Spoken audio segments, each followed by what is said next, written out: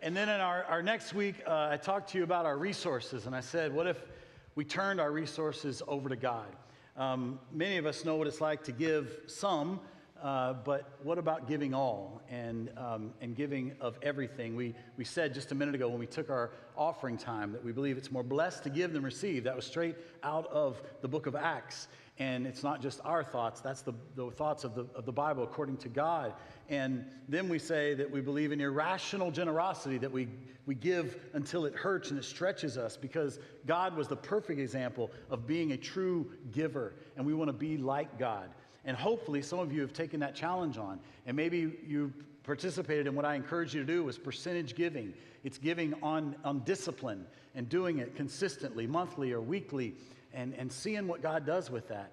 And it's one of the areas in the Bible that tells us that God says to test God and see what he does with that. And so if you haven't listened to that sermon, I would encourage you to go back and listen to it again, because there's a lot of setup to make us super nervous about talking about money in church. And then we really dove in and saw what God would do when we